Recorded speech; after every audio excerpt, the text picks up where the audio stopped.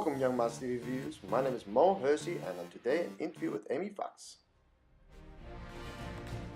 You must be thinking, who is Amy Fox? Amy Fox is a female bodybuilder that was #1 in Australia and #4 in the world. Amy Fox has been in the fitness industry for over more than 20 years.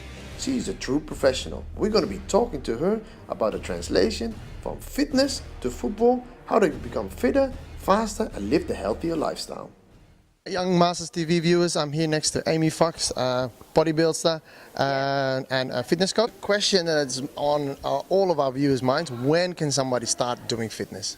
Well, I think the younger the better, really, and it all depends on who they've got around them to actually mentor them and make sure that they're safe. Yeah. So it doesn't really matter what age. Yeah. I've seen like a lot of people training babies, like as young as 1 and 2 years old. I used to do it myself, actually. I used to coach really young kids in gymnastics, and I think when they get familiar with exercise and it becomes very, very normal for them, then they're more likely to continue doing it later on in life as well. So I think it comes down to the intensity that you get them in on it, get them started, I guess. So obviously if they're really young, you can't belt them into fitness. They've got to do things that are really fun and not just keeping them physically fit, but mentally fit as well. Yeah.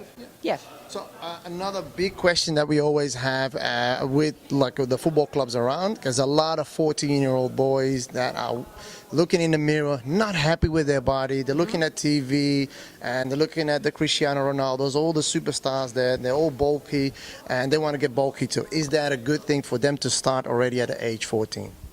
I think it's a good thing to start thinking about. Obviously, with increased muscle size, you're going to have increased strength, which is that's good for the game of soccer or football.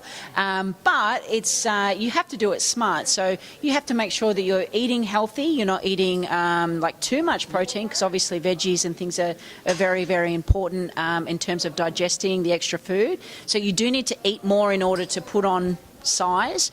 Again, always maintain your flexibility as well. So just because the muscle gets bigger, it's no excuse to let it get tight. So as the muscle grows, you need to think of your mobility and your flexibility, and that's going to help with injury prevention as well. Again, when training in the gym, to be safe, you need to start off going nice and slow in terms of growing the muscle. So slow rep movements, like low rep ranges, nice heavy weights, but then again, change your program and adapt your program so that you're working on speed for the game as well. So you can't have a tight, slow muscle, because it then doesn't translate over into the sport. So yeah, you've got to adapt your program, and that's the whole point of having a good coach that understands that. Yeah, such as yourself, Mo. Well, thank you for that. Another question that we have is how to stay focused. You've been #1 bodybuilder in Australia, #4 in the world. That doesn't go overnight. You do that in a very long period. How did you stay focused?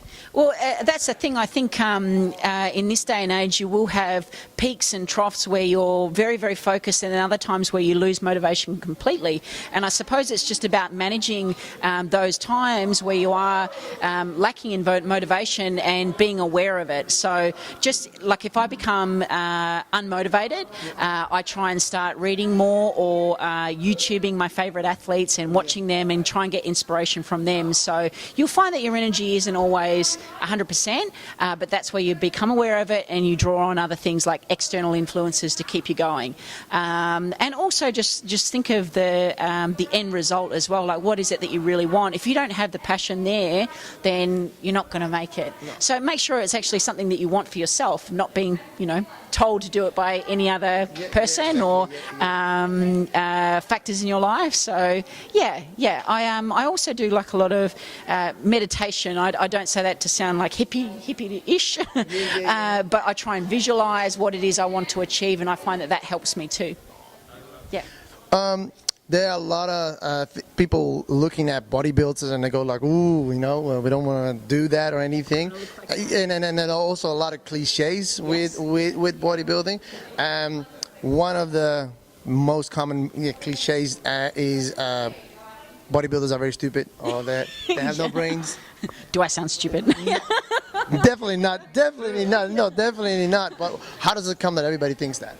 I think because you just see people that are obviously they're attracted to bodybuilding because it's a physique look, but they don't actually understand or bother to understand everything else that goes into it. So there's a lot into it. Yeah, to be a good bodybuilder, not just a bulky one, but to actually perform very well on stage, you need a level of conditioning, and you need to have a very sound understanding of nutrition as well, and also discipline. So I think that most bodybuilders that do very well are very, very disciplined, and I draw a lot of inspiration from that, knowing that. So, and you're always trying to better yourself. So no one out there has a perfect physique.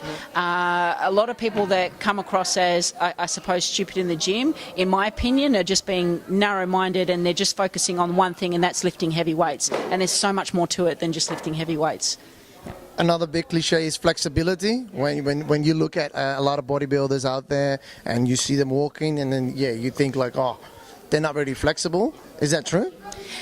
It is true. If you don't use something, you're going to lose it. So if you don't practice flexibility training or flexibility work, then you're going to lose the ability to be flexible, which increases your risk of injury, which is really bad. So just because you get bigger doesn't mean that you can lose your flexibility. Like I work on my flexibility a lot, as you know.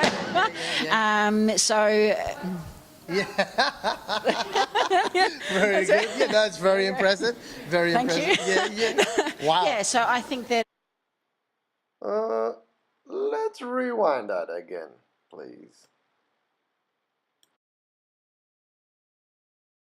For me, as the muscle gets bigger, I like to maintain like its condition as well, and with condition comes flexibility as well. So it's not just strong, but it's flexible and malleable and able to move. For young upcoming athletes, as football within the soccer, like I'm the expert, one of the experts in Sydney. You're the expert in bodybuilding. How does those two things float over into each other?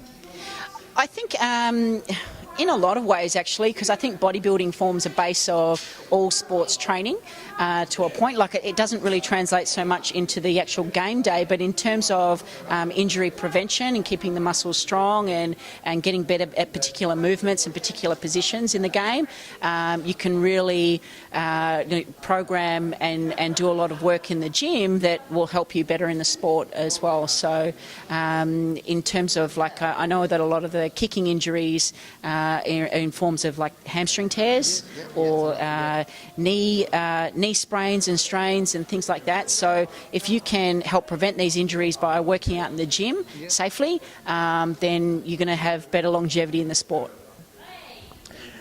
Thank you very much, Amy Fox, and thank you very much, Young Masters TV viewers. We'll be back soon. Thank you.